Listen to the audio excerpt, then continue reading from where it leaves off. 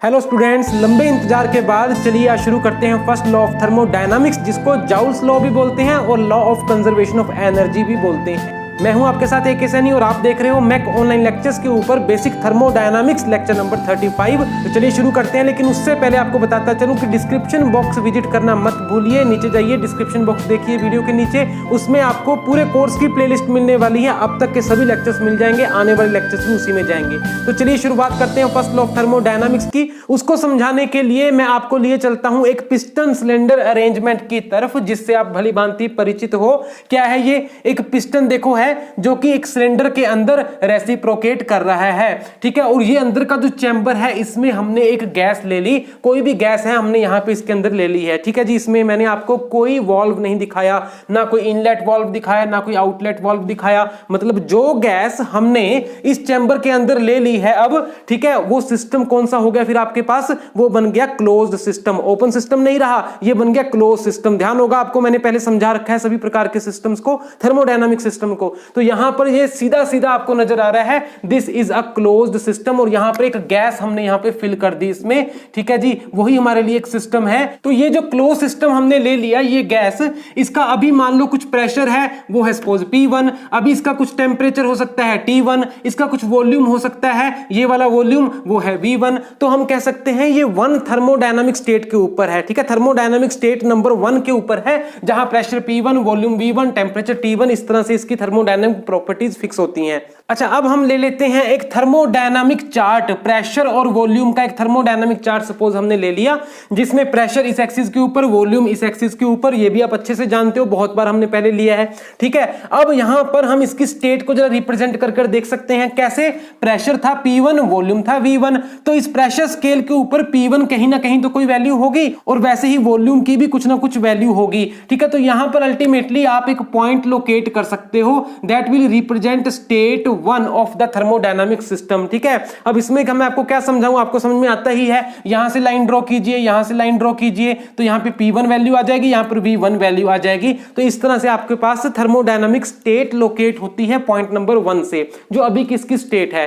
अब क्या करना है आपने, इस सिस्टम के ऊपर एक थर्मोडायनामिक प्रोसेस एक्ट करवा दो। कोई भी थर्मोडायनामिक प्रोसेस इसके ऊपर हम करवा देते हैं, ठीक है। मैं सिर्फ आपको समझाना चाहता हूं, इसलिए हमने इसके ऊपर कोई भी जनरली एक प्रोसेस करवा दी। कुछ इस तरह से एक एक्सपेंशन की प्रोसेस मैं आपको दिखा रहा हूं, ठीक है, जिसमें वॉल्यूम बढ़ गया, प्रेशर कम हो गया। अलग अलग प्रकार की प्रोसेसेस होती हैं, isothermal, adiabatic, polytropic, isochoric, isobaric, वो सब चर्चा भी हम पहले कर चुके हैं, पिछले लेक्चर्स उठा के आप जरा देख लेना।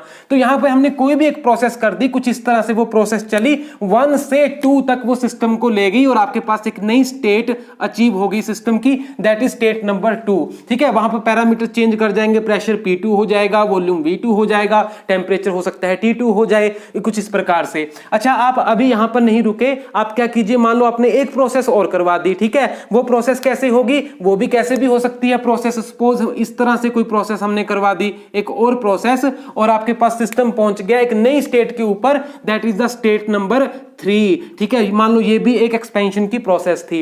अब हम क्या करते हैं, एक प्रोसेस और करवा देंगे इस सिस्टम के ऊपर, और वो प्रोसेस इसको वहीं पे पहुंचा देगी जहां से ये इनिशियली चला था। कहां से चला था? P1, T1, V1, यानी स्टेट 1 से चला था, ठीक है। अब जो प्रोसेस करवा रहे हैं वो इसको दोबारा से उठा के 1 स्टेट पर वापस ले जाएगी। देखो, यहां से उठाकर 1 स्टेट तक इसको वापस ले जाएगी। कुछ इस तरह से प्रोसेस हो सकती है, ठीक है, जिसको हम कहेंगे प्रोसेस 3, 2, 1, ठीक है। तो एरो इस तरफ आएगा, प्रोसेस 3, 2, 1। अच्छा, अब जरा ध्यान से देखो, देखने पर पता चलता है कि यहां पर 3 थर्मोडायनामिक प्रोसेसेस हुई इस क्लोज्ड सिस्टम के ऊपर, और वो तीनों प्रोसेसेस कुछ इस हिसाब से हुई कि ultimately we are going to get a thermodynamic cycle, ठीक है ना। एक थर्मोडायनामिक साइकिल आपके पास बन रहा है, प्रोसेस 1 to 2, 2 to 3, 3 to 1, एक थर्मोडायनामिक साइकिल आपके पास बन रहा है। पहले मैंने एक्सप्लेन किया था आपको पिछली वीडियोस में। तो यहां पर आपके पास एक थर्मोडायनामिक साइकिल बन गया क्लोज सिस्टम के ऊपर, जो हमने एक्ट करवाया, ठीक है। अच्छा, अब देखिए, मैं यहां पर एक टेबल बना रहा हूं, प्रोसेस यानी कि थर्मोडायनामिक प्रोसेस, यहां पे heat transfer during that process, work transfer during that process. तो हमारे पास यहां पर कौन कौन सी प्रोसेसेस हुई, अब ध्यान से देखना।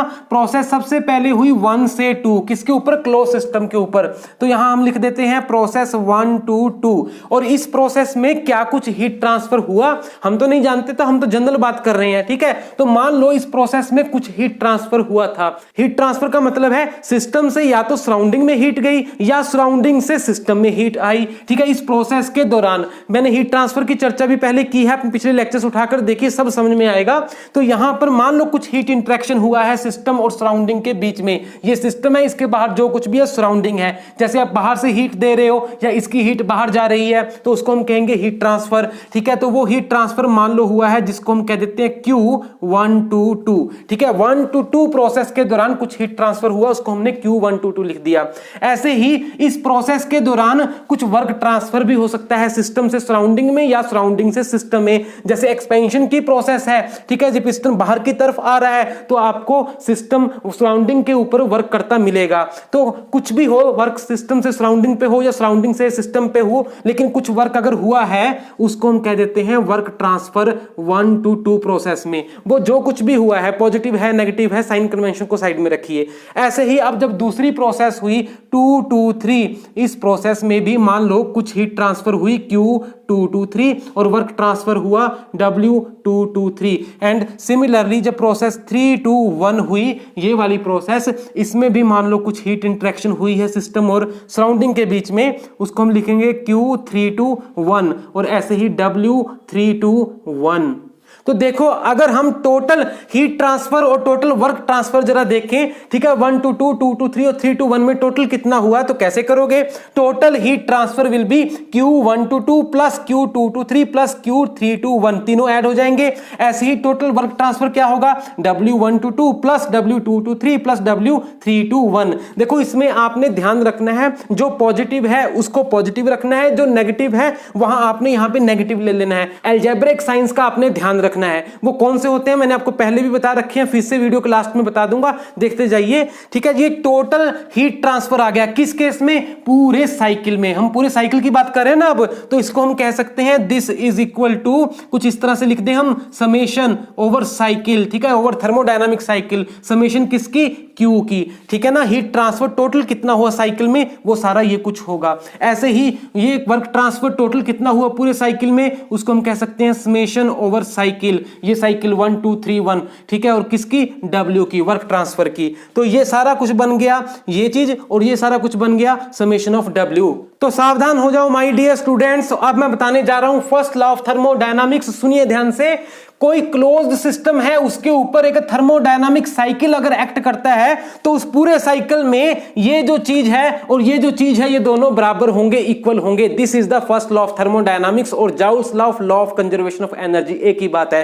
फिर से बता दूं, अगर सिस्टम क्लोज सिस्टम है और उसके ऊपर कोई थर्मोडायनामिक साइकिल एक्ट कर रहा है, नंबर ऑफ प्रोसेसेस एक साइकिल कंप्लीट कर रही हैं क्लोज सिस्टम में, तब टोटल जो हीट ट्रांसफर होगा पूरे साइकिल के लिए और टोटल वर्क ट्रांसफर जो होगा पूरे साइकिल के लिए, वो दोनों बराबर होंगे। तो ध्यान दीजिए, हम ये कह सकते हैं for a closed system undergoing a thermodynamic cycle, for a closed system undergoing a thermodynamic cycle, total heat transfer is going to be equal to total work transfer for the cycle, and this is nothing but the first law of thermodynamics. It is very very important law, fundamental law है। इसमें से इतना कुछ निकलने वाला है, next videos में आपको एक एक करके बताऊंगा कि आप स्पीचलेस हो जाओगे, इतना कुछ इसमें से निकलेगा। आपके नॉलेज को भी बढ़ाएगा, कंपटीशन की भी आपको भरपूर तैयारी करवाएगा। तो एक एक वीडियो में मैं एक एक चीज को निकाल के आपको दिखाऊंगा, consequences of first law of thermodynamics की फॉर्म में। तो मिलता हूं नेक्स्ट वीडियो में, till then thank you very much, take care, good bye.